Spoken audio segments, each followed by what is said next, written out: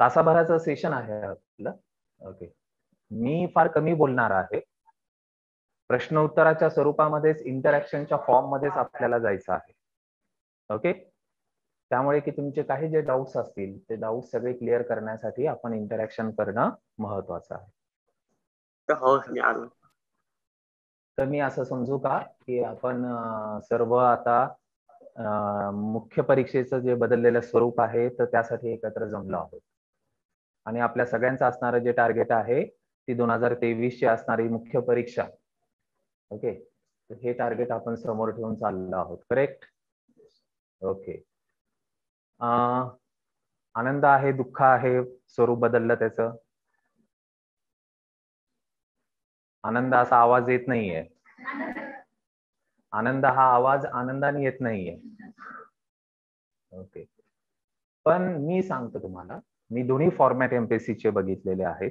म्हणजे मी 1997 पासून या फील्ड मध्ये आहे. तर त्यावेळेस राज्यसेवा मुख्य परीक्षा ही डिस्क्रिप्टिव्ह होती आणि 2 वैकल्पिक विषय होते. ओके, आता तरी एकच वैकल्पिक म्हणजे ऑप्शनल विषय आहे आणि त्याच्यानंतर मग ती ऑब्जेक्टिव्ह फॉर्मॅट मध्ये झाली.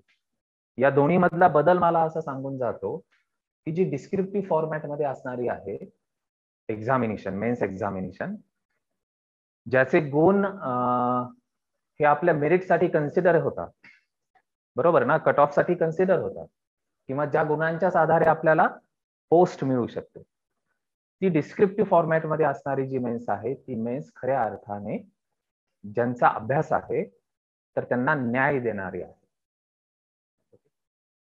तुम्ही कुठलं ग्रॅज्युएशन केलेलं आहे, सायन्स मधला आहे, कॉमर्स मधला आहे, आर्ट्स मधला आहे, तर त्याचा आणि याचा काहीही संबंध नाही. कुठल्याही ग्रॅज्युएशनची तुम्ही मुलं असाल तर तुम्हाला सर्वांना जवळपास एका प्लॅटफॉर्मवर आणणारी ही परीक्षा आहे. त्यामुळे डिस्क्रिप्टिव्ह फॉर्मॅट याचा अर्थ असा झाला की आपली खरी पर्सनॅलिटी टेस्ट आहे आणि ती पर्सनॅलिटी अभ्यास करत असताना तुम्ही कशा प्रकारे डेव्हलप करता त्याचं रिफ्लेक्शन हे डिस्क्रिप्टिव्ह मध्ये उमटतं. म्हणजे आताचं तुमचं जे पास्ट आहे, 10वीचा परफॉर्मन्स, 12वीचा परफॉर्मन्स, ग्रॅज्युएशनचा किंवा पीजीचा परफॉर्मन्स, त्याचा आणि इथे काही संबंध नाही. त्याच्यामुळे तो परफॉर्मन्स लक्षात घ्यायचाच नाही आपल्याला. आता इथून पुढे आपल्याला कशा प्रकारे जायचं आहे तर हाच आपल्या समोरचा असणारा विषय आहे. आणि त्यामुळे की तुम्ही इंजिनिअरिंग कॅन्डिडेट आहात, तुम्ही MBBS किंवा BAMS आहात, का तुम्ही BA किंवा BCom केलेला असाल, या सर्वांना एकत्र आणणारी एकच प्लॅटफॉर्म देणारी आहे. आपल्या सुदैवाने हे झालंय की CSAT पण क्वालिफाईंग झाला आहे आणि मेन्स डिस्क्रिप्टिव्ह होती आहे, तर यापेक्षा आनंदाची गोष्ट नाही. ओके, त्यामुळे आता आपण खऱ्या अर्थाने क्लास 2 आणि क्लास 1 ऑफिसर आपण होणार आहोत.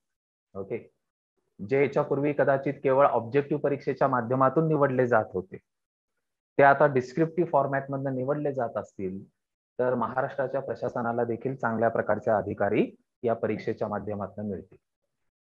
ओके, तर चिंता नसावी, सगळ्यांना आपल्याला हे डिस्क्रिप्टिव्ह फॉर्मॅट सोपा जाणार आहे. सर्वात महत्वाचं म्हणजे की निगेटिव्ह मार्किंग नाही. ओके, दुसरं म्हणजे की एखाद्या प्रश्नाचं उत्तर ऑब्जेक्टिव्ह मध्ये येत नसेल तर मग आपल्याला सॉल्वच करता येत नव्हतं. आता असं आहे की समजा आपल्याला तो प्रश्न पूर्णपणे समजला नाही किंवा त्याचा पूर्ण कंटेंट आपल्याकडे नाही, असं जरी असलं तरी काही ना काहीतरी आपण तिथे लिहून येऊ शकतो. त्याच्यामुळे 10 मार्क नाही, निदान 1, 2, 3, 4 मार्क तरी आपल्याला मिळवता येऊ शकते.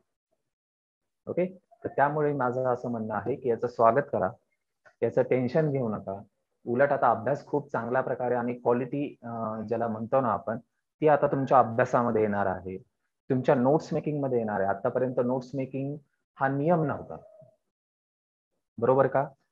नोट्स मेकिंग आतापर्यंत हा नियम नव्हता, रूल नव्हता, कारण एक्झाम ऑब्जेक्टिव्ह होती, बरोबर. पुस्तकांमध्ये अंडरलाईन करणं किंवा पुस्तकाच्या पानावर शॉर्ट नोट्स काढणं तर हे कदाचित ऑब्जेक्टिव्ह फॉर्म मध्ये असणाऱ्या परीक्षेला चालू शकणार होतं.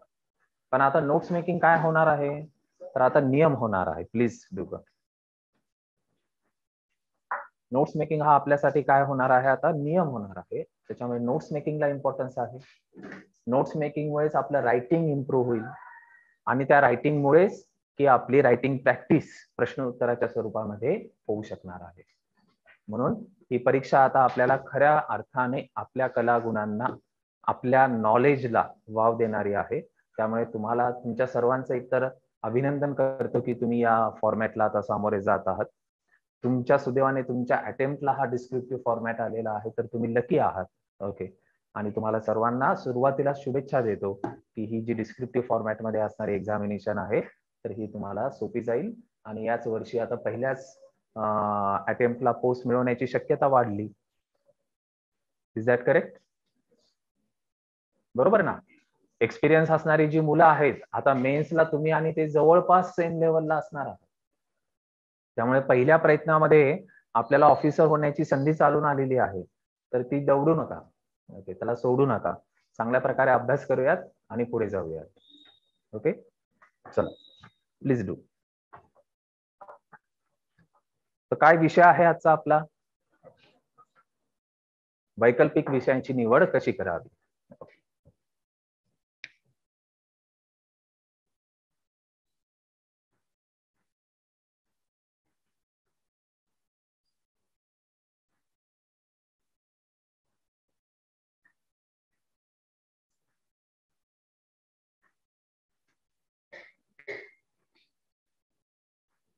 Correct.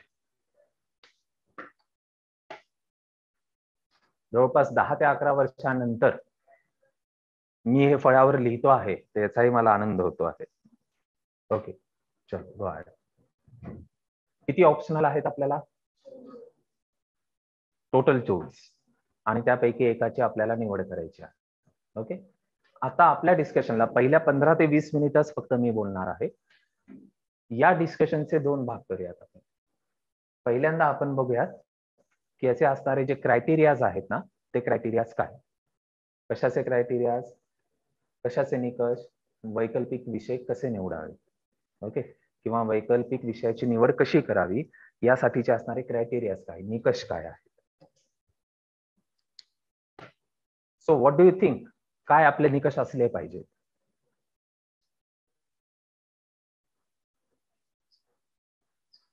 Yes, background, interest, that is the very most important point, that is interest.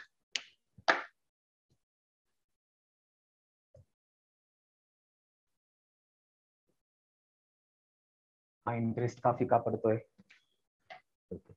So that is interest, आपली आवड. बरोबर ना? त्या विषयाशी संबंधित असणारी जी आपली आवड आहे ती आवड आपल्याला आहे का? सर्वसाधारणपणे कुठल्या प्रकारचे विषय आपण निवडतो, तर आता कदाचित काही जण ग्रॅज्युएशनच्या विषयाचा विचार करत असतील.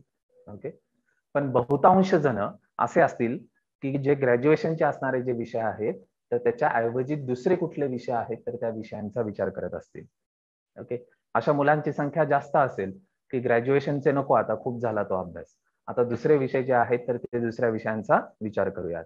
त्यामुळे मग आता दुसरे विषय निवडत असताना नो डाऊट की पहिला जो क्रायटेरिया किंवा निकष आहे तर तो आपला इंटरेस्टचा असला पाहिजे की इंटरेस्ट आहे का. करेक्ट. इंटरेस्ट असेल तर काय होईल, त्या विषयाचा आपल्याला अभ्यास व्यवस्थित करता येईल, त्या विषयाचा आपल्याला कंटाळा येणार नाही, त्या विषयाच्या अभ्यासाचं प्लॅनिंग नियोजन करणं आपल्याला सोपं जाईल आणि त्याचबरोबर सर्वात महत्वाचं आहे the understanding of the subject. Okay, ज्याला आकलन म्हणतो आपण त्या विषयाचं, ते आकलन देखील आपल्याला सोपं जाईल. बरोबर ना? ओके, इंटरेस्ट असेल तर नोट्स मेकिंग पण चांगली होईल, क्वालिटी अभ्यास ज्याला आपण म्हणतो, रिसोर्सेस जे युटिलाइज करायचे असतात ना, म्हणजे आता तो जो ऑब्जेक्टिव्हचा नियम होता ना की एक विषय एक पुस्तक वाचलंय की एक विषय आपला झाला तयार, अशा प्रकारचा आपला जो समज होता तर तो आता गेला. आता डिस्क्रिप्टिव्ह असल्यामुळे अर्थातच काय होणार आहे आपल्याला, तर एका विषयाशी संबंधित असणारी निदान 2 ते 3 प्रकारची असणारी पुस्तकं आपल्याला रेफर करावी लागणार आहे. त्यामुळे रिसोर्सेसचं युटिलायझेशन हे त्याच वेळेस शक्य आहे ज्यावेळेस आपल्याला त्या विषयामध्ये आवड असेल तर, म्हणजेच त्याचं अंडरस्टँडिंग चांगल्या प्रकारे होऊ शकेल. आणि अंडरस्टँडिंग झालं, एखादा सब्जेक्ट अंडरस्टँड होणं म्हणजे काय, त्याचं रिफ्लेक्शन कुठपर्यंत जातं, एखादा सब्जेक्ट अंडरस्टँड होण्याचा अर्थ असा होतो की त्याचं सॅटिस्फॅक्शन मिळेल. This satisfaction goes to the confidence level. बरोबर, त्यामुळे कॉन्फिडन्स लेवल वाढते आणि ही जी कॉन्फिडन्स लेवल आहे ती आपल्या रायटिंग मध्ये काय होते, रिफ्लेक्ट होते. कॉन्फिडन्स असेल तर रायटिंग करू शकू.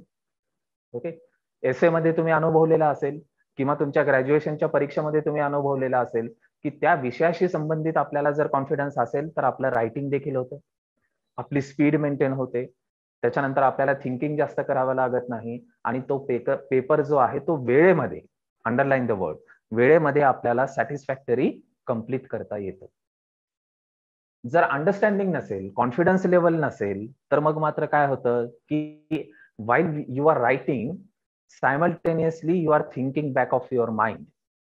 त्याच वेळेस तुम्ही काय करत असता की मागे आठवणं चालू आहे किंवा विचार करणं चालू आहे आणि मग तुम्ही लिहित आहात. ओके, हे लो कॉन्फिडन्स लेवल असेल की आपल्याला दिसतं किंवा अंडरस्टँडिंग ऑफ द सब्जेक्ट असेल तर आपल्याला हे रिफ्लेक्शन दिसून येतं अशा प्रकारचं. मग अशा वेळेस काय होतं की ज्यावेळेस आपण आठवून किंवा स्ट्रक्चर करून लिहितो आहोत, ओके, आणि ही प्रोसेस सायमल्टेनियस चालू आहे, तर त्यावेळेस आपली रायटिंग स्पीड आपोआपच काय होते की ती कमी होते आणि त्यामुळे पेपर कंप्लीट न होणं, आठवून लिहितो आहोत, त्याच्यामुळे त्या उत्तराचा असणारा जो फ्लो आहे आपला, तर तो फ्लो टिकून राहणार नाही, उत्तर भरकटेल, एक पॉइंट वेगळा असतं, दुसरा पॉइंट वेगळा, तिसरा पॉइंट वेगळा, त्याच्यामध्ये असणारी जी संगती म्हणतो आपण लिखाणातली, तर ती संगती आपल्या लिखाणामधून उतरणार. लिखाणातला असणारा जो फ्लो, ज्याला संगती म्हणतो आपण, तर तो फ्लो देखील आपला टिकून राहतो. त्याच्यामुळे इंटरेस्ट असणं ही सर्वात महत्वाची बाब आहे. ओके, अर्थात परत एकदा पुढे जाण्याच्या पूर्वी सांगतो की आपण केवळ एका क्रायटेरियाच्या आधारे विषय निवडणार आहोत का? अजिबात नाही. म्हणजे याचा अर्थ असा झाला की केवळ एकच क्रायटेरिया घेऊन आपण पुढे जाणार नाही, त्याच्या सोबत आपल्याला आणखी इतर गोष्टींचा देखील विचार करावा लागणार आहे. Correct? So this could be the first point or criteria. Second, okay, understanding of the subject, knowledge, yes, correct. तुमचे पॉइंट सगळे बरोबर आहेत, त्याला फक्त आपण व्यवस्थितपणे ऑर्गनाइज करूयात. ओके, एक पॉइंट पुढे जाण्याच्या पूर्वी मला अजून एक महत्वाचा वाटतो.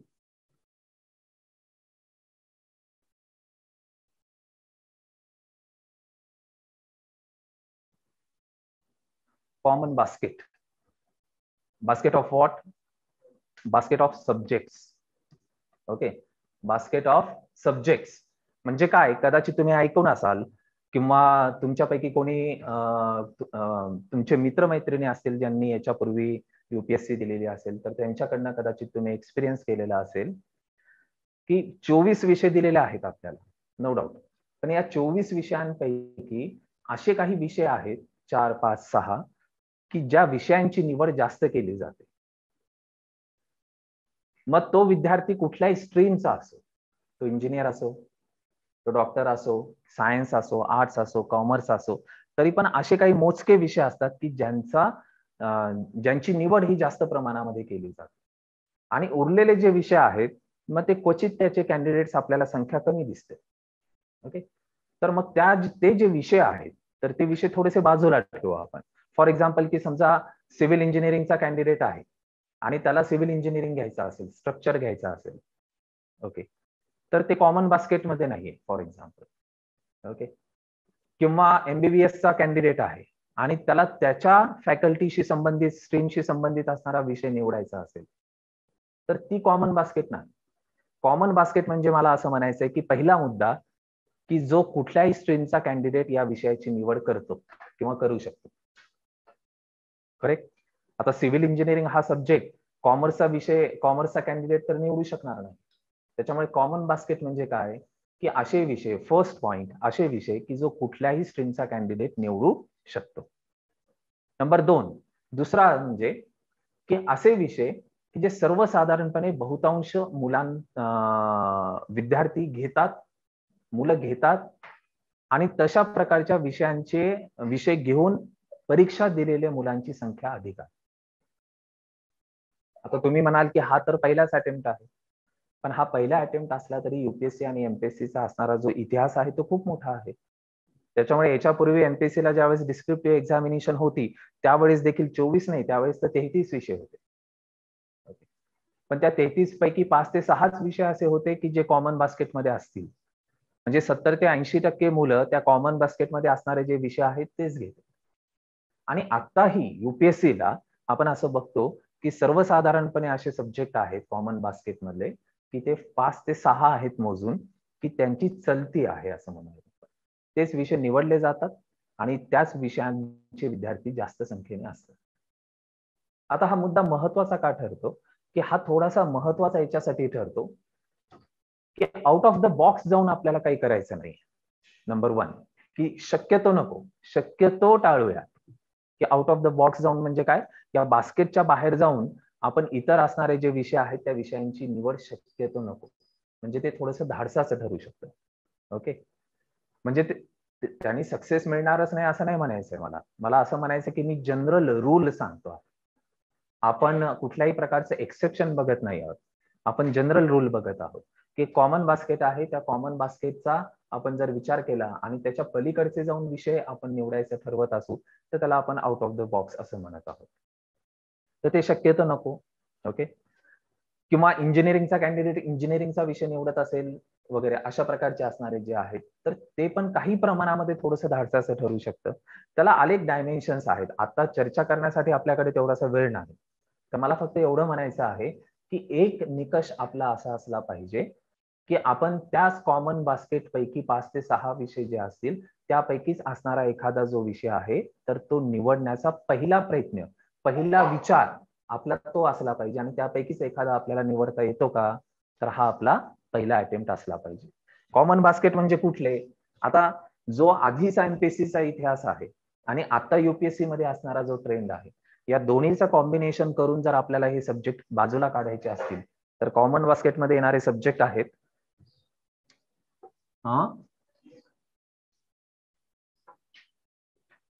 History, yes, geography,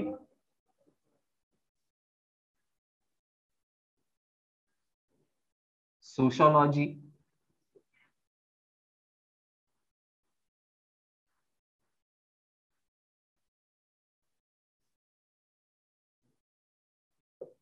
political science, go on,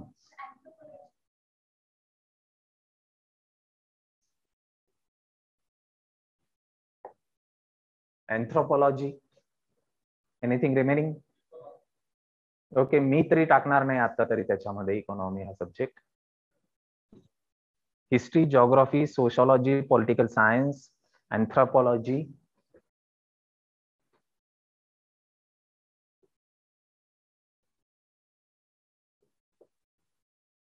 public administration. Okay, तर एक मागचा ज्यावेळेस राज्यसेवा मुख्य परीक्षा डिस्क्रिप्टिव्ह होती त्यावेळेसचा अनुभव आणि आता असणारा जो युपीएससीचा अनुभव आहे या सगळ्यांचं कॉम्बिनेशन करून जर आपल्याला कॉमन बास्केट तयार करायची असेल तर सर्वसाधारणपणे आपण असं बघतो की हे जे 3 आणि 3-6 विषय आहेत या 6 विषयांना आपण कॉमन बास्केटमध्ये टाकता येईल आपल्याला. बहुतांश प्रमाणात याचपैकी एखाद्या विषयाची निवड केली जाते.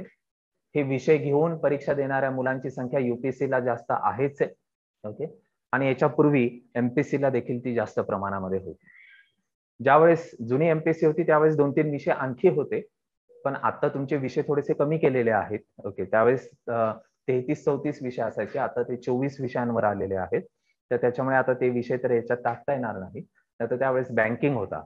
ओके, त्यानंतर त्यावेळेस अकाउंट्स हा विषय पण होता की अगदी आर्ट्सचा कॅन्डिडेट किंवा इंजिनिअरिंग कॅन्डिडेट देखील अकाउंट्स हा विषय घेत होता. ओके, तर तो पॅटर्न सोपा होता म्हणून तिकडे वळत होती मुलं. बँकिंग हा विषय पण सोपा होता, रेस्ट्रिक्टेड सिलेबस होता म्हणून कदाचित तिकडे वळत होती. तर आता जर कॉमन बास्केट करायची असेल तर आपण कॉमन बास्केटमध्ये या 6 विषयांना टाकू शकतो, या 6 विषयांचा विचार करू शकतो. ओके, म्हणजे मग आता दुसरी पायरी काय झाली आपली, तर आपण असं बघत आहोत की आपल्याला शक्यतो आउट ऑफ द बॉक्स जायला नको. ओके, मी परत एकदा सांगतो, जाऊ नये असा नियम नाहीये. ओके, याच्या व्यतिरिक्त दुसरे कुठले विषय जे तुमच्या ग्रॅज्युएशन किंवा पीजीशी संबंधित असतील त्या विषयाचं, म्हणजे तुम्ही इकॉनॉमीमध्ये एमए केलेला असेल, स्टॅटिस्टिक्स मध्ये केलेला असेल किंवा इंजिनियर असाल, तुम्ही डॉक्टर्स असाल तर तुम्ही तुमच्या विषयांची निवड नक्की करू शकता.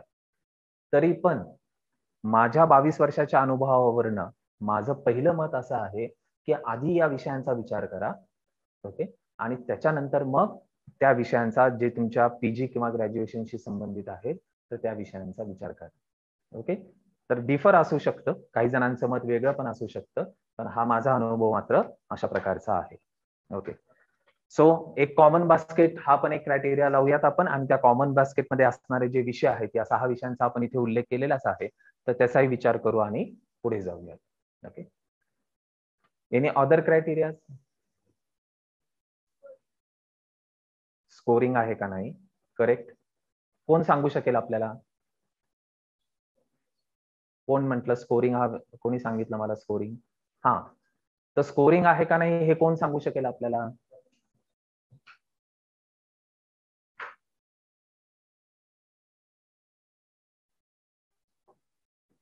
कोण सांगू शकेल या विषयांचा अभ्यास करून ज्यांनी एक्झामिनेशन दिलेली आहे? करेक्ट. आता एमपीएससी मध्ये तर नाही आहेत, पण युपीएससी मध्ये असणारे जे मुलं आहेत की जे यापैकी काही विषय निवडले आणि युपीएससी ची असणारी जी डिस्क्रिप्टिव्ह एक्झामिनेशन आहे ती दिलेली आहेत, तर त्यांचा या पहिल्या वर्षी तरी त्यांचा अनुभव आपल्याला काही प्रमाणामध्ये कामाला येऊ शकतो. ओके. म्हणजे एक्सपिरियन्स, कुणाचा experience? Experience of senior candidates. Okay.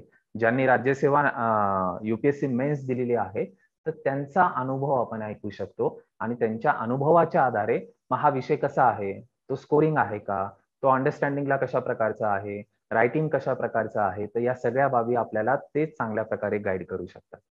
Okay.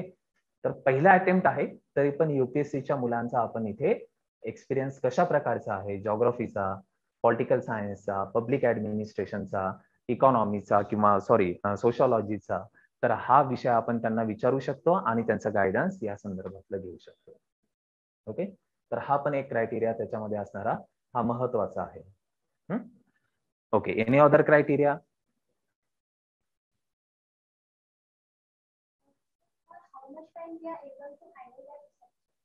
Okay. Okay. Correct.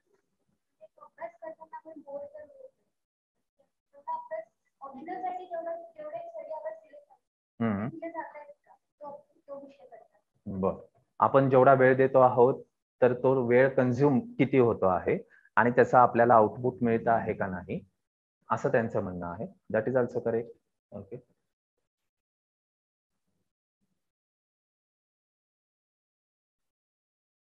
Yes.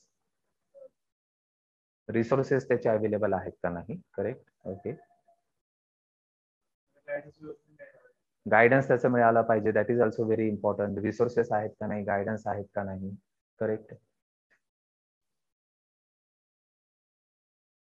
Correct. Okay. आता काही जे मुद्दे तुम्ही सांगितलेले आहेत ना ते बरोबरच आहेत ना, जसं यांनी रिसोर्सेस सांगितलं, यांनी गायडन्स सांगितलं. ओके. तर त्याला काय करूया, त्याला मी क्रायटेरियाज मध्ये नाही टाकत, त्याला मी प्रिकॉशन्स म्हणून टाकतो. ओके. त्याला आपण काय म्हणूयात की आपण काय काळजी घेतली पाहिजे, प्रिकॉशन्स म्हणून टाकतो. ठीक आहे.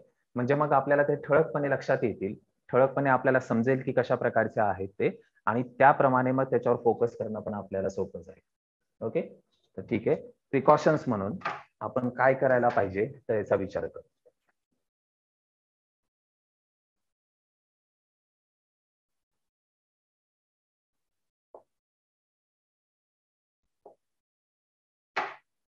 ओके.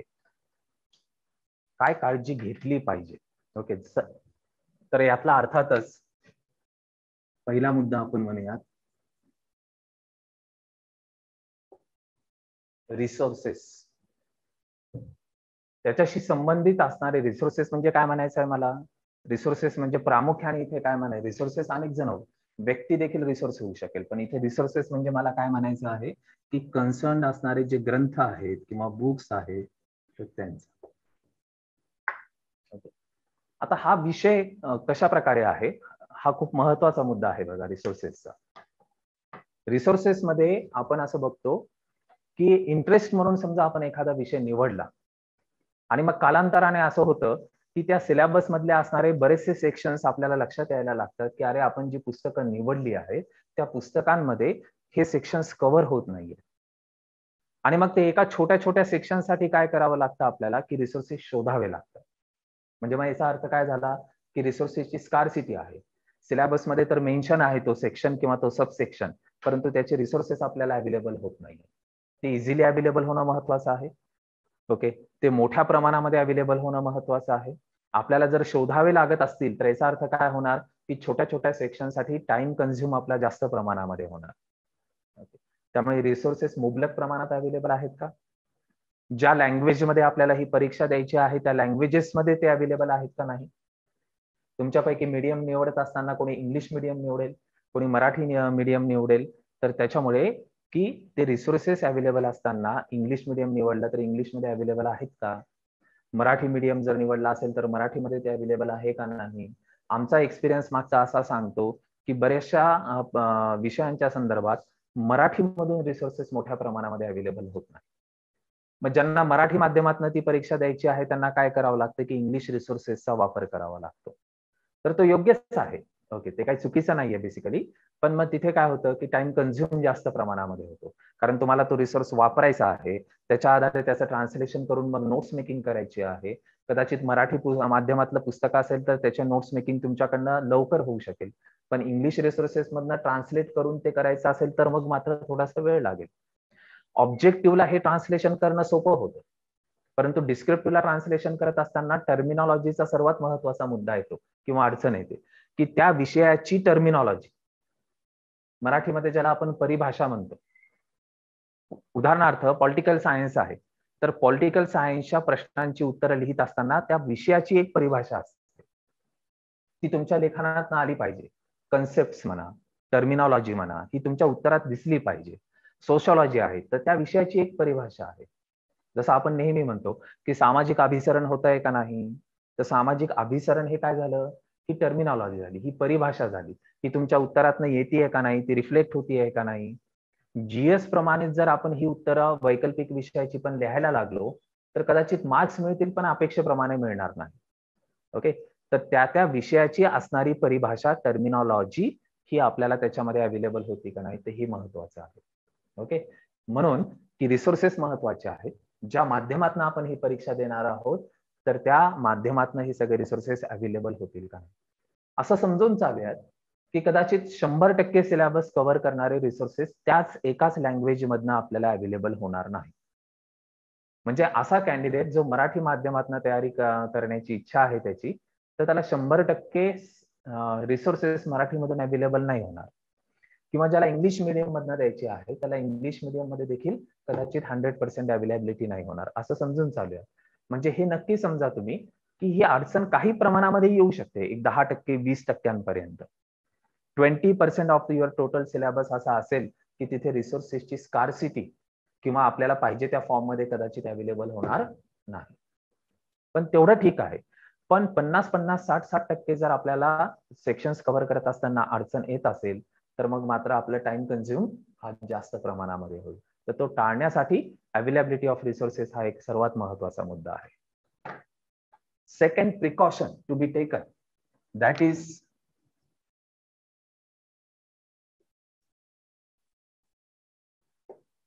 सिलेबस.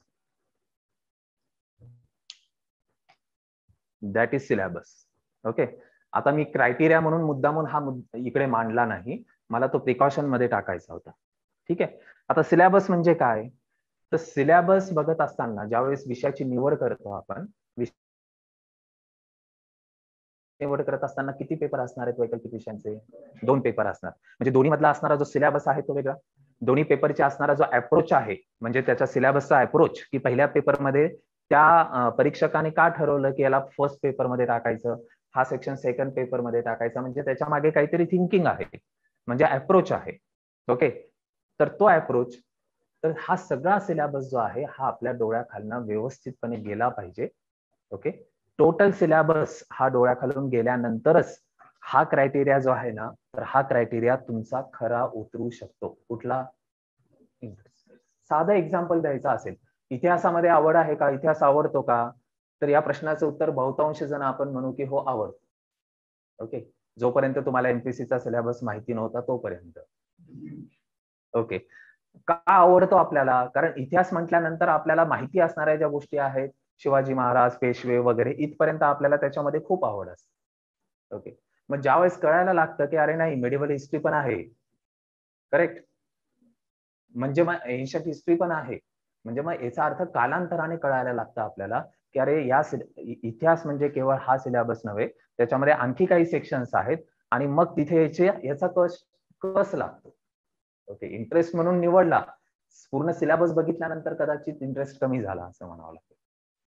तर असं होऊ नये म्हणून सिलेबस पूर्णपणे बघणं महत्वाचं आहे. सेकंड एक्झाम्पल अजून एकदा एक्सप्लेन करण्याचा प्रयत्न करतो.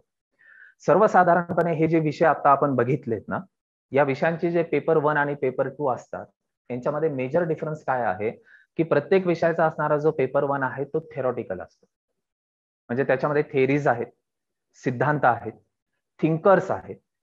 ओके, काही विषयांमध्ये थिंकर्स हे दोन्ही प्रकारचे आहेत, म्हणजे वेस्टर्न थिंकर्स आणि त्याचबरोबर इंडियन थिंकर्स. या पद्धतीने जसं सोशॉलॉजी असेल, पॉलिटिकल सायन्स असेल, पब्लिक ऍडमिनिस्ट्रेशन असेल, ओके, असे बरेचसे आर्ट्स फॅकल्टीचे असणारे जे सब्जेक्ट आहेत त्याच्यामध्ये आपल्या इव्हन अँथ्रोपॉलॉजी असेल, तर याच्यामध्ये आपल्याला असं दिसतं की पहिला पेपर जो आहे तो थेरॉटिकल असतो, सैद्धांतिक असतो, ज्याच्यामध्ये सिद्धांत आहेत, ते कोणी मांडले त्याचा अभ्यास आहे, ज्याच्यामध्ये विचारवंत आहेत म्हणजे थिंकर्स आहे.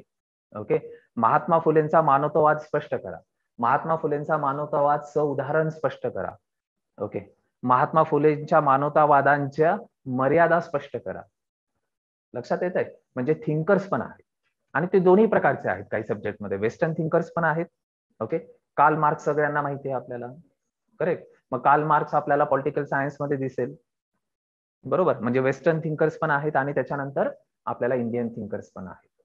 त्यामुळे मग एक थेरॉटिकल पेपर आहे आणि दुसरा जो पेपर असतो तर तो अप्लाइड पेपर आहे, किंवा ज्याच्यामध्ये दैनंदिन ज्या घटना घडतात, ओके, त्याच्याशी संबंधित असेल. किंवा जसं आता पॉलिटिकल सायन्सचा जर विचार केला तर पहिला पेपर हा थिंकर्सचा झाला, तर दुसऱ्या याच्यामध्ये इंडियन पॉलिटी, ज्याचा तुम्ही आता प्रीसाठी अभ्यास करता, तर तो आपल्याला सेकंड पेपर मध्ये दिसेल. ओके, तर अशा प्रकारचा फरक असतो. त्यामुळे ज्या वेळेस आपण सिलेबस बघतो, डोळ्याखालून घालतो, तर त्यावेळेस हे काळजीपूर्वक प्रत्येक सेक्शन हा डोळ्याखालून घालणं आवश्यक आहे. काही सेक्शन सुरुवातीचे अनुभवत असताना कदाचित तुम्हाला त्याच्यामध्ये इंटरेस्ट निर्माण होईल, कदाचित तुम्हाला त्याच्यामध्ये कॉन्फिडन्स निर्माण होईल की हे शक्य आहे.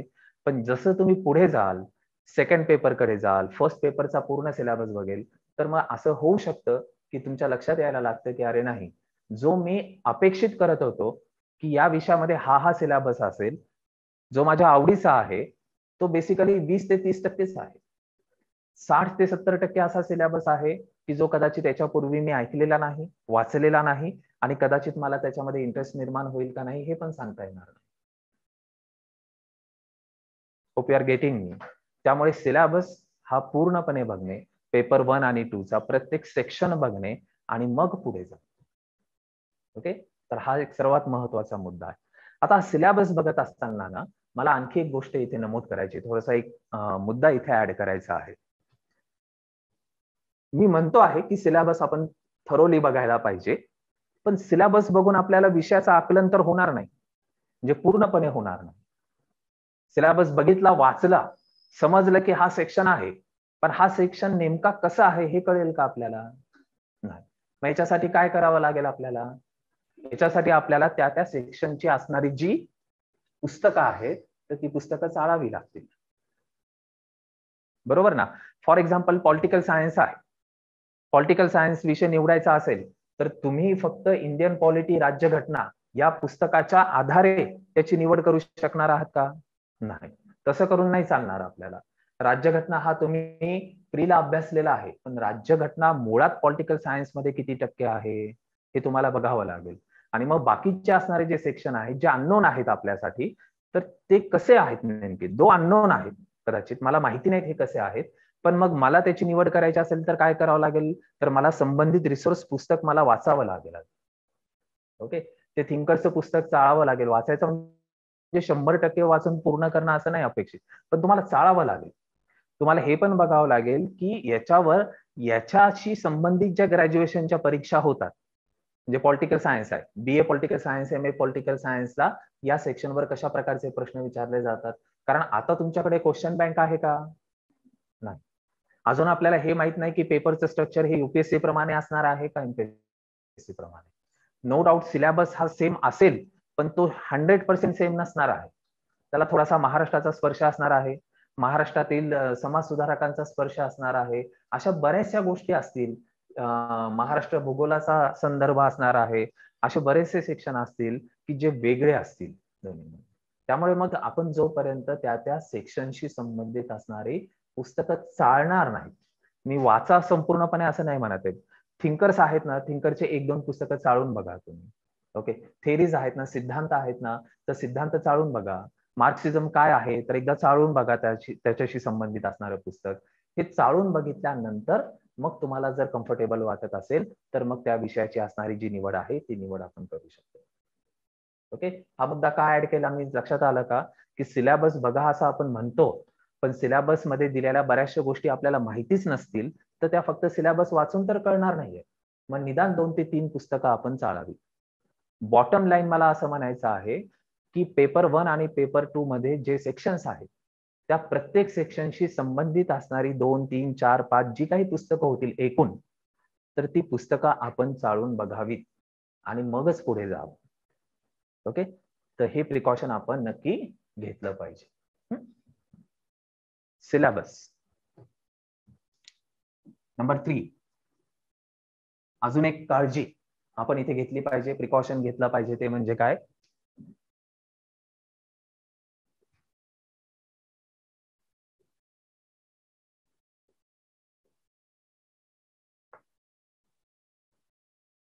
Writing confidence. आपण हे लिहू शकू याचा विश्वास असणे, वाटणे, असणे म्हणण्यापेक्षा सुरुवातीलाच बघत असो आपण तर याचा विश्वास वाटणे की ठीक आहे, हा सिलेबस मी बघितला आणि याच्यावरच्या प्रश्नांची उत्तरं मला लिहिता येतील. एक उदाहरण देऊन हा मुद्दा मी एक्सप्लेन करतो. जॉग्राफी हा सब्जेक्ट आहे, तो कशा प्रकारचा आहे जॉग्राफी सब्जेक्ट? आपल्याला माहिती आहे की तो आर्ट्स स्ट्रीमचा पण आहे आणि सायन्स स्ट्रीमचा पण आहे. ठीक आहे, पण तो सब्जेक्ट कशा प्रकारचा आहे? तो जरी थेरॉटिकल वाटत असला तरी तो बेसिकली थोडासा सायन्सच्या बाजूने झुकणारा आहे, सायंटिफिक आहे. म्हणजे ज्यामध्ये तुम्ही फिगर्स काढायची आणि ती फिगर एक्सप्लेन करायची. एक उदाहरण साधं घेतलं आपण तर, ओके, ज्याच्यामध्ये कदाचित थेरीज, थिंकर्स हा भाग नाहीये, ओके, किंवा कमी प्रमाणामध्ये आहे. ओके, आणि म्हणजे या विषयाचं जे लिखाण आहे हे लिखाण कसं आहे तर हिस्ट्री, सोशॉलॉजी, पॉलिटिकल सायन्स यांच्या कंपॅरिझन मध्ये हे कमी थेरॉटिकल आहे. पॉइंट फॉर्मॅटमध्ये कदाचित तुम्हाला बऱ्याचशा प्रश्नांची उत्तरं लिहिता येऊ शकतील. फिगर काढली आणि त्याचं एक्सप्लेनेशन देणं हे कदाचित तुम्हाला शक्य होऊ शकेल. म्हणजे river basin in Maharashtra, okay, पटकन फिगर काढा आणि रिव्हर बेसिनचं एक्सप्लेनेशन खाली द्या. त्यामुळे की जो सायन्सचा कॅन्डिडेट आहे, आणि सायन्स आणि आर्ट्सच्या कॅन्डिडेट मध्ये फरक काय असतो की आर्ट्सच्या कॅन्डिडेटला डिस्क्रिप्टिव्ह लिहिणं हे सोपं जातं, कारण 3 वर्ष 4 वर्ष त्याला ती सवय लागलेली असते. सायन्सची जी कॅन्डिडेट्स तुम्ही अनुभवलेला असेल की तुमचे पेपर किंवा तुमची रायटिंग हे थेरॉटिकल नाहीये, मोस्टली अशी आहे तुम्ही की जी फिगरला एक्सप्लेन करणं, फ्लो चार्ट किंवा टेबल्सचा वापर करणं उत्तरामध्ये, पॉइंट फॉर्मॅटमध्ये जाणं, म्हणजे पॅरेग्राफ फॉर्मॅटमध्ये उत्तर लिहिणं ही सायन्सच्या कॅन्डिडेटला याच्यापूर्वी अनुभव नसतो किंवा त्यांचा सिलेबस तशा प्रकारचा नसतो. त्याच्यामुळे सायन्स फॅकल्टीचा असणारा जो कॅन्डिडेट आहे ना, तर त्याला कदाचित जॉग्राफीचं जे रायटिंग आहे ना हे कम्पेअर्ड टू सोपं जाऊ शकतं, compared to sociology, compared to political science, compared to कदाचित अदर सब्जेक्ट, तर त्याला हे सोपं जाऊ शकतं, कारण जॉग्राफी हा थोडासा सायंटिफिक सब्जेक्ट आहे, सायन्सकडे झुकणारा सब्जेक्ट आहे.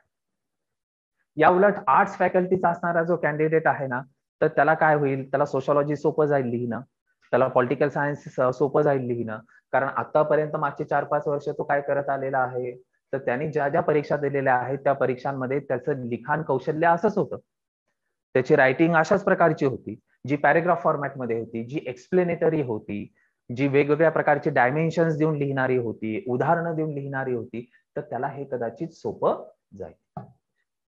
हे एक उदाहरण, okay.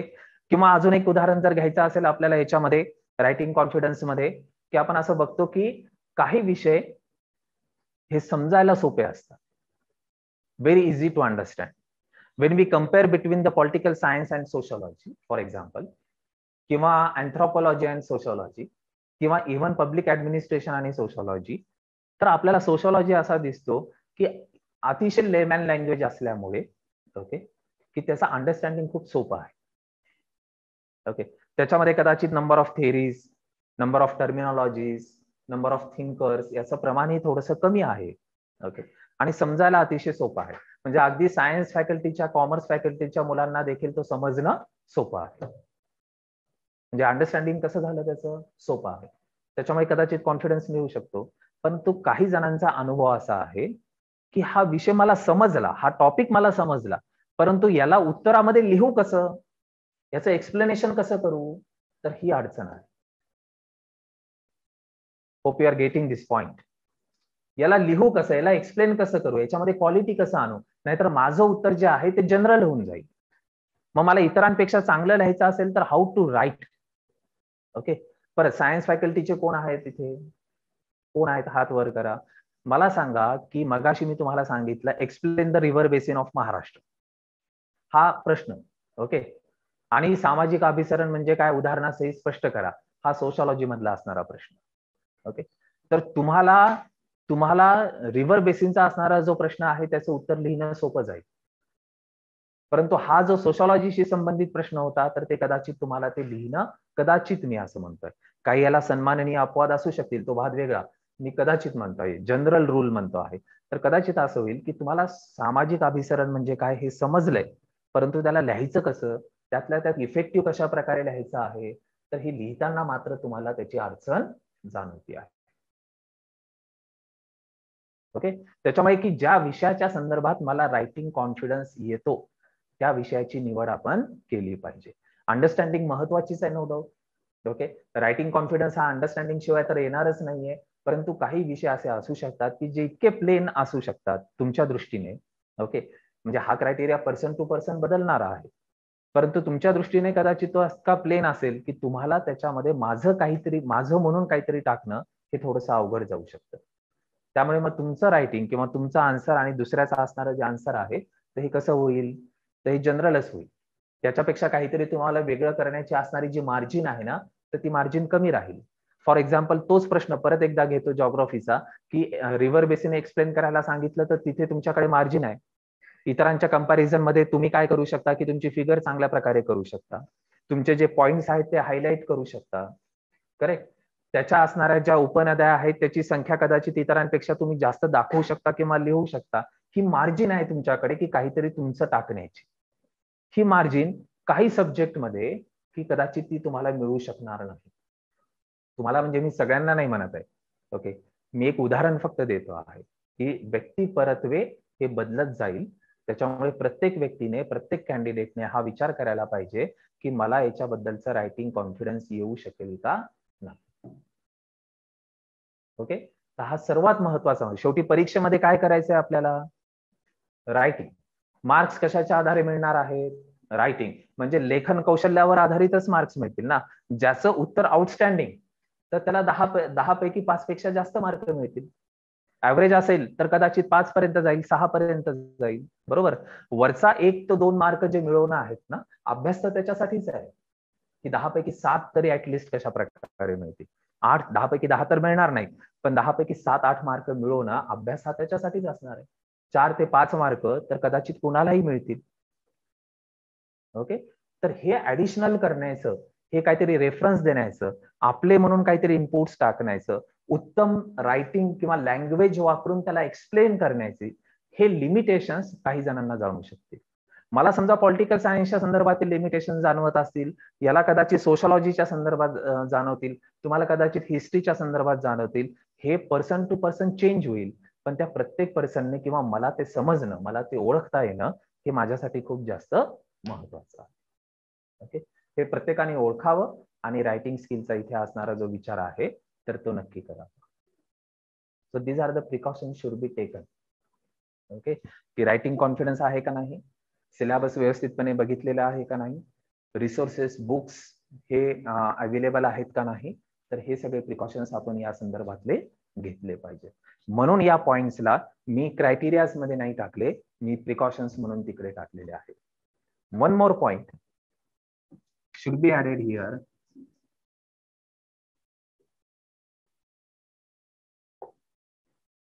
That is guidance. That is guidance. मार्गदर्शन. ओके, मार्गदर्शन म्हणजे मला क्लास म्हणायचं नाही. Okay, absolutely not. फक्त क्लासचा उल्लेख नाही करायचा इथे. गायडन्स म्हणजे काय, ते क्लासच्या माध्यमातून मिळतंय का, ते सिनियर स्टुडंटच्या माध्यमातून मिळतं आहे का, तुम्हाला तुमच्या कॉलेजचे असणारे जे लेक्चरर्स आहेत, ओके, त्यांच्या स्वरूपामध्ये तुम्हाला ते अवेलेबल होत आहे का, ते तुम्हाला घेऊन बसतायत का रोज तासभर. कुठला कोणी ना कोणीतरी आपल्याला गाईड करायला पाहिजे ना. ही कुठली एक्झामिनेशन आहे, ग्रॅज्युएशनची नाही, कुठली आहे, कॉम्पिटेटिव्ह आहे. करेक्ट. कॉम्पिटेटिव्ह आहे म्हटल्यानंतर कॉम्पिटिशन कुठे कुठे असणार आहे, तर ती प्रत्येक ठिकाणी आहे, ती रायटिंग मध्ये पण असणार आहे. बरोबर ना. त्याच्यामुळे गायडन्स कशासाठी आहे, गायडन्स ती कन्सेप्ट समजण्यासाठी, ओके, पण फक्त त्याच्यापुरतं मर्यादित नाही. गायडन्स हाऊ टू राईट, याच्यासाठी पण महत्वाचं आहे. How to study, okay, understanding the subject आणि हाऊ टू राईट, यासाठी हे गायडन्स महत्वाचं आहे, मार्गदर्शन महत्वाचं आहे, जे कुठल्याही फॉर्म मध्ये मग ते अवेलेबल असलं पाहिजे. आता एक उदाहरण बघू, केस स्टडी बघू, की समजा एक इंजिनिअरिंग कॅन्डिडेट आहे आणि त्याने असं ठरवलं की मला माझा जो मेकॅनिकल इंजिनिअरिंगचा असणारा सब्जेक्ट आहे तर तो सब्जेक्ट निवडायचा आहे, असं त्याने डिसाईड केलं. त्याला असं वाटलं की मागच्या 4 वर्षांमध्ये ग्रॅज्युएशन मध्ये आपण याचा अभ्यास केलेला आहे आणि त्याच्यामुळे आता आपण या विषयाची निवड करायला हरकत नाही. तर एक मुद्दा इथे लक्षात घेतला पाहिजे पुढे जाण्याच्या पूर्वी, की तुम्ही एखाद्या युनिव्हर्सिटीमधनं अभ्यास केलेला आहे, त्या युनिव्हर्सिटीचा असणारा सिलेबस आणि दुसऱ्या युनिव्हर्सिटीचा असणारा त्याच विषयाचा असणारा सिलेबस, याच्यामध्ये फरक असतो का नाही. करेक्ट. त्याच्यामुळे की याचा अर्थ असा झाला की मग आयोगाने जो सिलेबस डिसाईड केलेला असेल तो कसा असणार आहे, की ज्याच्यामध्ये कॉम्बिनेशन असणार आहे सगळ्या विद्यापीठांचे. बरोबर. महाराष्ट्रामध्ये असणारे जे विद्यापीठ आहे त्या विद्यापीठांच्या सिलेबसचं कॉम्बिनेशन असणार आहे. तुमच्याच विद्यापीठाचा सिलेबस तिथे फॉलो होईल अशी खात्री नाही. त्यामुळे मग हा जो इंजिनिअरिंगचा कॅन्डिडेट ज्याला मेकॅनिकल इंजिनिअरिंगशी संबंधित असणारा सब्जेक्ट निवडायचा होता, तर तो निवडू शकतो. ओके, चांगली थिंकिंग आहे, हरकत नाही की आपण 4 वर्ष अभ्यास केलेला आहे त्या विषयाचा, तर त्याचपैकी एखादा विषय निवडायला हरकत नाही. पण महत्वाचं काय आहे, जो सिलेबस पेपर 1 आणि 2 मध्ये दिलेला आहे, हा सगळ्याच्या सगळा सिलेबस त्यांनी मागच्या 4 वर्षामध्ये अभ्यासलेला आहे का, हे चेक करावं लागेल. बरेचसे सेक्शन्स किंवा पॉइंट्स असे असणार आहेत की जे मागच्या 4 वर्षामध्ये त्यांनी अभ्यासलेले नसणार आहे. मग आता त्याचा अभ्यास करण्यासाठी काय कशाची आवश्यकता आहे, की कोणीतरी त्याला गाईड करायला पाहिजे. नंबर 1. नंबर 2, की जरी कॉमन सिलेबस असला तरी आतापर्यंतची रायटिंग ही त्याची कशासाठीची होती, युनिव्हर्सिटीच्या एक्झामिनेशन साठीची होती. आणि आता मात्र रायटिंग कशासाठी करावी लागणार आहे, तर ती कॉम्पिटेटिव्ह एक्झामिनेशन साठी करावी लागणार आहे. मग त्या रायटिंग मध्ये काय फरक करायचा, कशा प्रकारे आन्सर मध्ये चेंजेस करायचे, याच्यासाठी देखील कशाची आवश्यकता लागणार आहे, ती म्हणजे गायडन्सची आवश्यकता लागणार आहे. ओके. त्याच्यामुळे हे मार्गदर्शन, गायडन्स याची अवेलेबिलिटी आहे का नाही, तर हे देखील आपण चेक करणं महत्वाचं आहे. म्हणजे अशी बरीचशी मुलं पाहिलेली आहेत की ज्यांनी आपल्या ग्रॅज्युएशनचा विषय निवडला पण त्यांना प्रॉपर गायडन्स मिळाला नाही. ओके. आता युपीएससीशी संबंधित देखील आपण बघितलं, जनरली जे क्लासेस होतात दिल्लीला, ओके, तर आपण असं बघतो की तिथे ऑप्शनलचे असणारे जे सब्जेक्ट आहेत, तर मॅक्सिमम तुम्हाला क्लासेसची अवेलेबिलिटी कुठल्या सब्जेक्टची दिसेल, जे कॉमन बास्केटमध्ये असणारे आहेत तेच दिसणार आहे. त्यांचेच तुम्हाला अनेक पर्याय मिळतील, पण जे ऑफ द बास्केट तुम्ही जर गेला तर कदाचित तिथे तुम्हाला क्लासची असणारी संख्या किंवा टीचरची असणारी संख्या मिळणार नाही, म्हणजे तुम्हाला गायडन्स अवेलेबल होणार नाही. तेच इथे पण घडण्याची शक्यता नाकारता येत नाही. बरोबर ना. तर त्याच्यामुळे की जर तुम्हाला तुमच्या कॉलेजचे लेक्चरर्स पण अवेलेबल होत नसतील किंवा त्यांना पण याच्या संदर्भातल्या काही मर्यादा असतील, इथे पण कोणी तुम्हाला अवेलेबल होत नसेल, सिनियर कोणी जो कॅन्डिडेट युपीएससीला हा सब्जेक्ट देऊन एक्झाम दिलेला आणि पास आउट झालेला असेल, असंही कोणी मिळत नसेल, तर मग मात्र तुम्हाला विचार करावा लागेल की दो मी हा निवडलेला सब्जेक्ट या सगळ्या क्रायटेरियावर बसतो आहे, परंतु I am lacking with guidance. तर मग त्याला विचार करावा लागेल की हा विषय मी निवडू का नको, नाहीतर ते पण काय ठरेल, ते पण एक धाडसच ठरेल. रिस्कच ठरेल. त्याच्यामुळे गायडन्स देखील अतिशय महत्वाचं आहे. त्याच्याशिवाय प्रोफेशनॅलिझम येणारच नाही रायटिंग मध्ये. करेक्ट. इथे तर रायटिंगच महत्वाची आहे. एक तर ती वेळेत कंप्लीट झाली पाहिजे, नंबर 1. नंबर 2, ती इफेक्टिव्ह असली पाहिजे. बरोबर. नंबर 3, त्याच्यामध्ये तुमच्या विषयाशी संबंधित टर्मिनॉलॉजी, ज्याला मगाशी शब्द वापरला मी, ती म्हणजे परिभाषा, तर ती परिभाषा त्याच्यामध्ये उतरली पाहिजे. याच्यासाठी गायडन्सची आवश्यकता आहे. ओके. तर ते अवेलेबल आहे का नाही याची देखील तुम्ही काळजी घ्यावी आणि मगच त्या विषयाचा विचार करा. ओके. सो थोडंसं समअप करण्यासाठी आपण विचार करू की आपण क्रायटेरियाज बघितले आणि त्याचबरोबर ह्या क्रायटेरियाच्या आधारे विषयाची निवड करत असताना आपण कशाची काळजी घेतली पाहिजे, प्रिकॉशन्स म्हणून काय केलं पाहिजे, तर याचाही इथे नक्की विचार करा. ओके. हे सगळे पॉइंट्स आपल्याला क्रायटेरियामध्ये टाकता आले असते, पण मी ते मुद्दामून वेगळे मांडले. ओके. कारण माझा अनुभव सांगतो की इथे थोडासा काय होतो की गोंधळ होण्याची शक्यता असते. असं बऱ्याचदा पाहिलेलं आहे मी की विषयाची निवड या अटेम्प्टला केली. ओके. आणि त्या विषयाशी संबंधित असणारा पेपर दिला आणि पुढच्या वर्षी ठरवलं की आता हा विषय नको, हा मला काही जमत नाहीये, मी दुसरा विषय घेईन. ओके. म्हणजे याचा अर्थ काय झाला, पहिला अटेम्प्ट तर वाया गेला. ओके.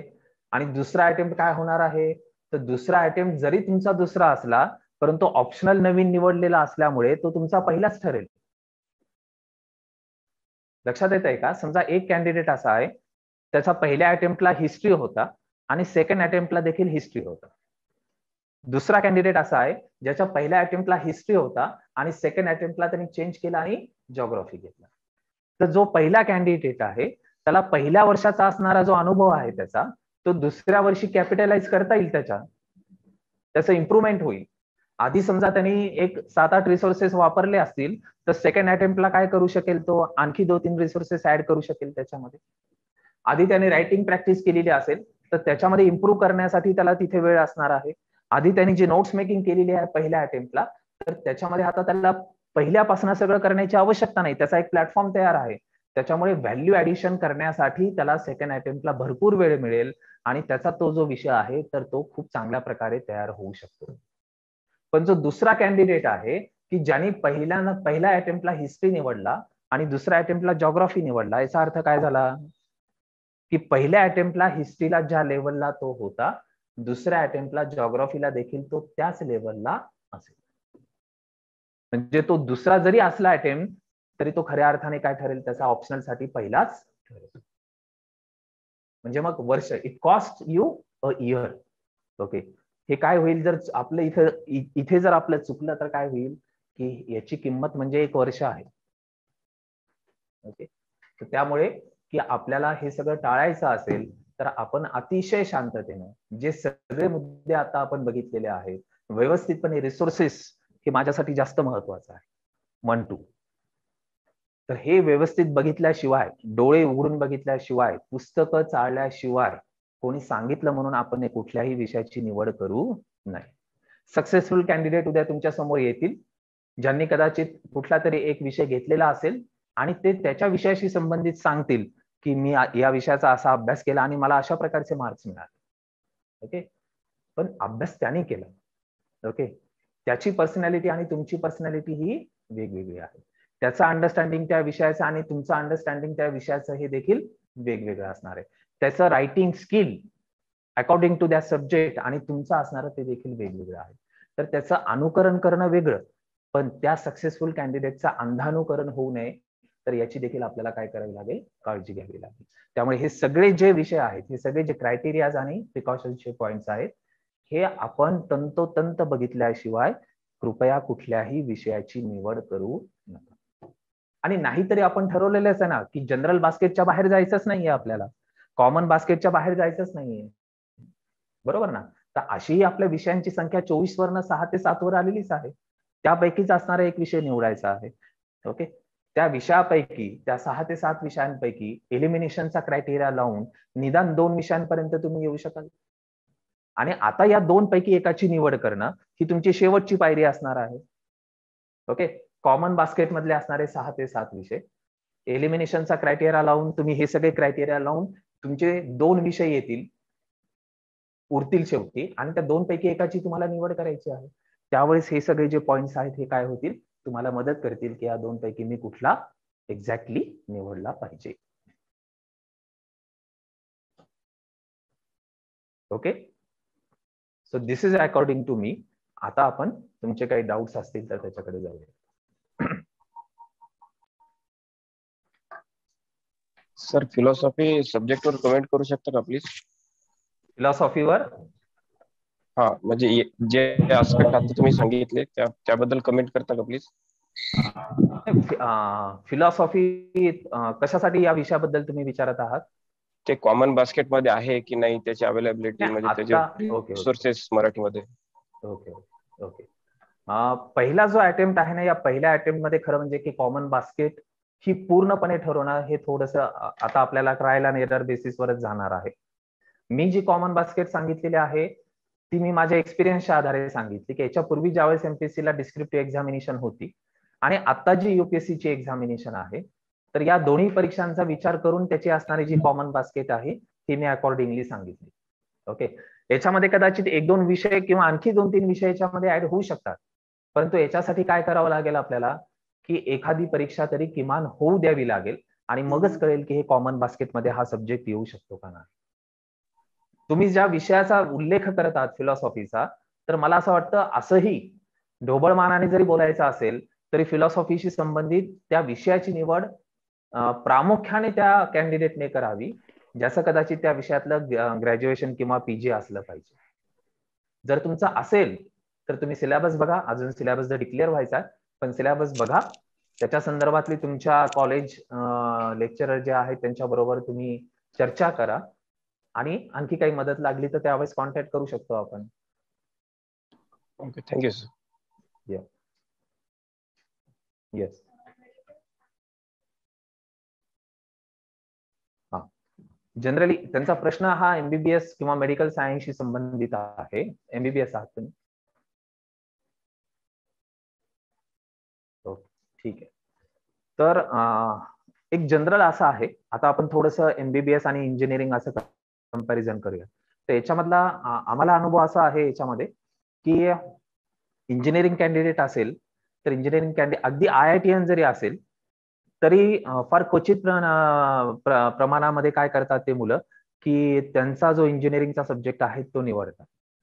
अशी संख्या कम्पेअर्ड टू मेडिकल सायन्स कमी आहे. पण मेडिकल सायन्सची जर मुलं बघितली ना तर ती प्रामुख्याने असं दिसतं आपल्याला की ती त्यांचाच विषय निवडतात.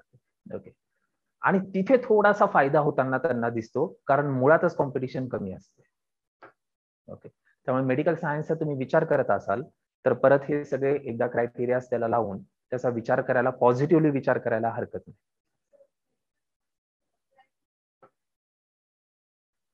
तो विषय आता माझ्या अभ्यासाशी संबंधित नसल्यामुळे मला सांगता येणार नाही आणि जोपर्यंत सिलेबस डिक्लेअर होणार नाही तोपर्यंत आपल्याला कदाचित ते डिसाईड पण करता येणार नाही. एक करू शकता तुम्ही, तरीही युपीएससीचा सिलेबस काय आहे जवळपास त्या धर्तीवर असण्याची शक्यता नाकारता येत नाही, तो बघूनच मग डिसाईड करता येईल. पण एक मात्र नक्की आहे, मेडिकल सायन्सची मुलं BAMS मी आतापर्यंत बघितलेले नाही, पण MBBS कॅन्डिडेट मात्र त्यांचे सब्जेक्ट निवडतात.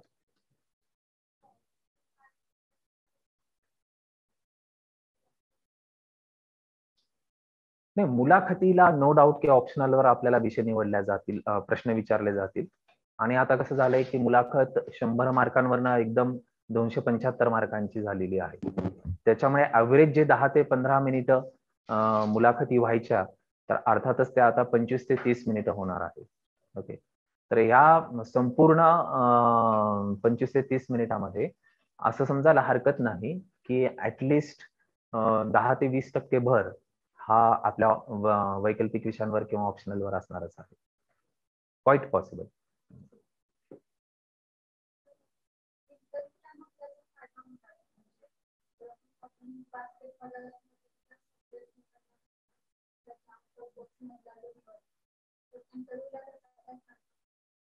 नाही, त्याचा असं ऍडिशनल ऍडव्हान्टेज म्हणून आपण मुलाखतीला काही आहे का, तर असं कदाचित विचार करता येणार नाही. ओके, आता इथे एक क्रायटेरियाचा मी मुद्दामून उल्लेख करण्याचा थोडंसं स्वतःवर कंट्रोल ठेवला. एक क्रायटेरिया असा पण असतो विषय निवडत असताना की तो विषय तुम्हाला जीएस ला देखील कॉन्ट्रीब्युट करतो का? ओके, तर हा विषय मी पहिल्या अटेम्प्टच्या मुलांना सांगायचं नाही असं ठरवलं होतं. ओके, की त्यांनी एकदम निर्भयपणे फक्त सिलेबसच्या आधारे विषयाची निवड करावी म्हणून. जरा 2-3 परीक्षा झाल्यानंतर मग तुम्ही त्या क्रायटेरियाचा विचार करायला हरकत नाही, की अरे समजा पबॅट घेतला, पॉलिटिकल सायन्स घेतला तर मला जीएस ला पण उपयोग येईल आणि इकडे पण येईल. पण पहिल्या अटेम्प्टच्या मुलांना आत्ताच अशा प्रकारे सांगणं हे मला बरोबर नाही वाटलं, म्हणून तो क्रायटेरिया सांगितला नाही. तर ऍडिशनल ऍडव्हान्टेज काहीतरी मिळेल आपल्याला याची शक्यता थोडीशी कमी आहे.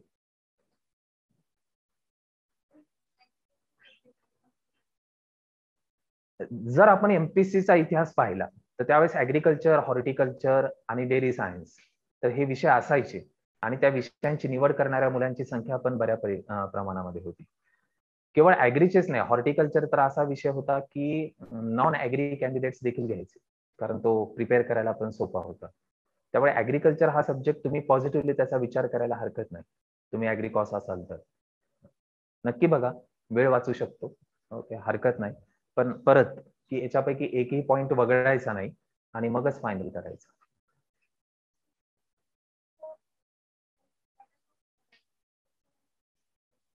लिटरेचरचा yes, no doubt. Marathi literature आणि इंग्लिश लिटरेचर असेल तर या दोन्ही या विषयांची तशी आता युपीएससीला इंग्लिश लिटरेचरची संख्या बऱ्या प्रमाणामध्ये आहे.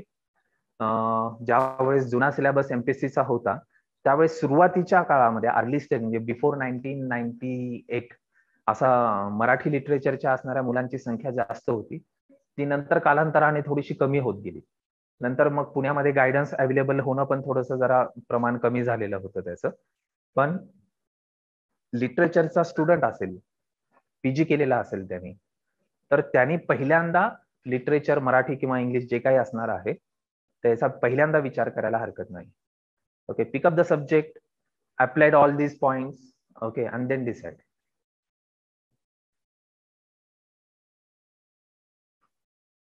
मराठी होता आणि मराठी खूप चालायचा पण त्यावेळेस. पण 98-99 नंतर काय झालं की मराठीची संख्या एकदमच कमी झाली. इव्हन युपीएससी ला मराठी लिटरेचर घेऊन जाणाऱ्यांची संख्या पण भरपूर होती महाराष्ट्रामध्ये, पण नंतर ती कमी झालेली दिसते आपल्याला. एक ट्रेंड पण असतो, आता तो पण पॉइंट मी मुद्दामून आज सांगितला नाही, की एक पॉइंट याच्यामध्ये ऍड करायचा असेल तर ट्रेंड काय आहे हा पण एक म्हणजे क्रायटेरिया नंबर 4. तो पण मी आता या वर्षी नको म्हणून मी हा टाळला. ट्रेंड काय आहे? ट्रेंड म्हणजे काय? अर्थातच की मग याला तुमच्याकडे डेटा लागतो की काय ट्रेंड आहे, कुठला सब्जेक्ट चालतो आहे. मगाशी स्कोरिंग म्हणाला ना कोणीतरी की स्कोरिंग आहे का नाही. ओके, त्याच्यासाठी तुमच्याकडे डेटा लागतो. आता एमपीसीच्या जुन्या सिलेबसचा विचार करून आता तर चालणार नाही आपल्याला. आता सिलेबसही पूर्णपणे वेगळा असणार आहे, तर परीक्षाच झालेली नाहीये. ओके, आणि युपीएससीचा ट्रेंड एमपीएससी मध्ये घेऊन चालणार नाही आपल्याला. त्याच्यामुळे ट्रेंड हा आपल्याला 1-2-3 अटेम्प्ट झाल्यानंतरच लक्षात येईल की कुठला विषय स्कोरिंग आहे, कुठल्या विषयाला जास्त मार्क्स मिळतात. ओके, तर हे आपल्याला आता तरी सांगता येणार नाही. आता ही प्युअरली या सगळ्या पॉइंट्स वरच आहे. Okay, do not add this point, this is just for reference. Okay,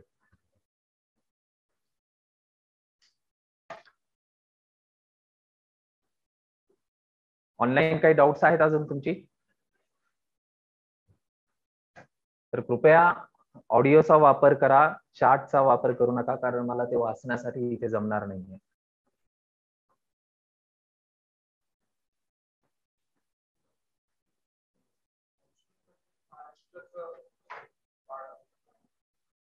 काही विषयांमध्ये तर तो असणार आहे नक्की, जसं की इतिहास असेल फॉर एक्झाम्पल, जॉग्राफी असणार आहे, तर अशा याच्यामध्ये ते असण्याची शक्यता जास्त आहे. प्रत्येक सब्जेक्ट मध्ये असेलच असं नाही.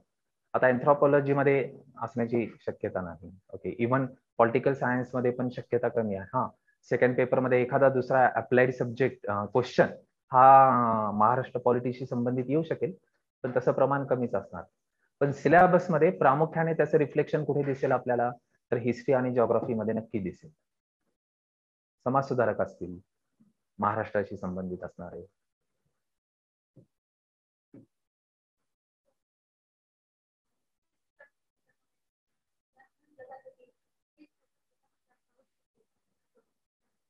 मी तेच म्हणतो, त्यालाच काय म्हणतोय आपण, ट्रेंड म्हणतो आहोत, बरोबर ना. युपीएससी मध्ये असं पण झालं की पब्लिक ऍडमिनिस्ट्रेशन हा विषय खूप चालायचा आणि नंतर असं झालं की नंतर सलग 6 वर्ष त्या विषयाला मार्क्सच येत नव्हते आणि तिथून जन्म झाला अँथ्रोपॉलॉजीचा. नाही तर अँथ्रोपॉलॉजी मागच्या 20 वर्षामध्ये नव्हता म्हणजे तो त्या सब्जेक्ट लिस्ट मध्ये होता, पण तो प्रिपेअर करण्यासाठी कोणी घेत नव्हतं. घेतलं तर फक्त मेडिकलचे कॅन्डिडेट्स घ्यायचे. ओके, पण पबॅडला ज्या वेळेस 5-6 वर्ष सलग मार्क्स आले नाहीत, तर त्यावेळेस मग अँथ्रोपॉलॉजीचा जन्म झालेला दिसतो आपल्याला. म्हणजे मग याचा अर्थ काय झाला की त्याचे ट्रेंड आपल्याला माहिती असले पाहिजेत. आता आपल्याला सुदैवाने म्हणा दुर्दैवाने म्हणा की आपल्याकडे तो डेटा नाहीये पहिल्या अटेम्प्टला, त्याच्यामुळे ट्रेंड लक्षात येणार नाही. या प्रश्नाचं उत्तर नाहीये. ओके, म्हणजे माझ्यासारखा जवळपास 22-23 वर्ष झालेला व्यक्ती देखील तुम्हाला याचं परफेक्ट उत्तर देऊ शकणार नाही. आयडियली स्पीकिंग असं नसायला पाहिजे, बरोबर ना. आता काय होतं की पेपर चेकिंग करत असताना ते प्रत्येक वेळेस एकाच व्यक्तीकडे जातात असं नाहीये. ओके, एकाच विषयाचा पेपर दरवर्षी वेगवेगळ्या व्यक्तींकडे किंवा अर्धे पेपर इकडे अर्धे पेपर तिकडे, तर हा पण एक फरक असतो. आणि कधी कधी असं पण IQ आहे, असं पण युपीएससी मार्फत एमपीएससी मार्फत झालेलं आहे की एखादा विषय मग जाणून बुजून काय करायचं की त्याचा जो स्कोर आहे तर तो कंट्रोलच ठेवायचा. म्हणजे त्याचीच संख्या जर जास्त मुलं तोच सब्जेक्ट घेत असतील, ओके, तर मग मुद्दामून काय करायचं की तो जो विषय आहे तो थोडासा खाली पाडायचा, म्हणजे निदान बाकीचे जे विषय आहेत त्याच्याकडे मुलं वळतील. एमपीएससी ला झालेला आहे असं. एमपीएससी ला पण बँकिंग हा सब्जेक्ट होता, अकाउंट सारखा सब्जेक्ट जो आहे ना, तर तो आर्ट्स, सायन्स, BAMS वगैरे सगळीच मुलं अकाउंट्स घ्यायची, कारण त्याचा पॅटर्न ठरलेला होता. तुम्ही क्वेश्चन हे करू शकत होतात, गेस करू शकत होतात की यावर्षी या थेरीवर आला तर यावर्षी याच्यावर नक्की येणार. इतका त्याचा जो सिलेबस आहे तो कमी होता, शॉर्ट होता आणि त्यामुळे की कोणीही घेत होतं. एमपीएससीने देखील अकाउंट्स, बँकिंग हे जे विषय आहेत तर हे विषय काय केले होते की थोडेसे खाली पाडले होते, म्हणजे त्याला मार्क्स दिले नाहीत. पण अर्थातच याला 100% प्रूफ नाहीये मी जे सांगतोय ते त्याला. पण ट्रेंड्स असतात का, तर 100% आहेत. आपल्याही परीक्षेला असणार आहेत का, तर असणारच आहेत, पण त्याला काही वर्ष जाऊ द्यावे लागतील. ओके, पण ट्रेंड बघण्यासाठी तर आपल्याला थांबायचं नाहीये, आपल्याला ट्रेंड तयार करायचा आहे. ओके, ट्रेंड तुम्हाला तयार करायचा आहे. आत्ताचा सिलेबस कसा येतो ना, त्याच्यावर बऱ्याचशा गोष्टी अवलंबून आहेत. पण ज्या वेळेस ऍग्रिकल्चर, हॉर्टिकल्चर आणि डेअरी सायन्स हे विषय एमपीएससी ला होते आधी, तर त्यावेळेस ऍग्रिकॉसची मुलं ती विषय घ्यायचे, त्यांना त्याच्यामध्ये स्कोर पण चांगला यायचा. ओके, पण ते विषय नंतर बंदच झाले, मग असं झालं. मग आता परत सिलेबस कसा येईल, तर तो सिलेबस बघूनच तुम्हाला डिसाईड करावं लागेल की जाऊ शकतो का नाही. हा, पहिली थिंकिंग हीच आहे, म्हणजे प्रत्येकाने पहिला विचार हा नक्कीच करायला पाहिजे की माझा ऍग्रीचा सब्जेक्ट आहे, एकदा बघूया तर सिलेबस कशा प्रकारे आहे, रिसोर्सेस अवेलेबल आहे का नाही, गायडन्स अवेलेबल आहे का नाही, या सगळ्या गोष्टी तपासून बघूयात आणि मगच त्याची निवड करूया. फर्स्ट थिंकिंग तर आपली नक्कीच आपल्याला वाटणार की अरे माझा विषय मी का नको घ्यायला. ओके, तर हरकत नाही, एकदा ट्राय करा म्हणजे सिलेबस बघा आणि मगच डिसाईड करू शकता. Any other questions online candidates? Okay, तर एकदा सिलेबस आल्यानंतर वैकल्पिक विषयांचा आपण परत एकदा भेटूयात आणि या संदर्भात परत एकदा चर्चा करूयात. ओके, पण हे क्रायटेरिया जे आज आपण लिहिलेले आहेत, तर हे यातला एकही क्रायटेरिया डिलीट करायचा नाही. कितीही नॉन सब्जेक्ट असला तरी सगळे क्रायटेरिया अप्लाय करायचे. शक्यतो जिथे असं आपण म्हणू की याचा एक इंडेक्स तयार करू आपण, या इंडेक्स मध्ये जेवढा मॅक्सिमम इंडेक्स पॉझिटिव्ह कडे जाईल तर त्या विषयाची निवड आपण करायला हरकत नाही. ओके, कारण आता वैकल्पिक विषय आहे म्हटल्यानंतर वैकल्पिक विषयाच्या 2 पेपर पैकी एका पेपरला जरी मार्क्स आपल्याला कमी आले तरी आपण कॉम्पिटिशनच्या बाहेर पडू. त्याच्यामुळे अतिशय काळजीपूर्वक या विषयाची निवड आपल्याला करायची आहे. Okay, so all the best परत एकदा, आणि सिलेबस आल्यानंतर आपण परत एकदा लेक्चर अरेंज करूया.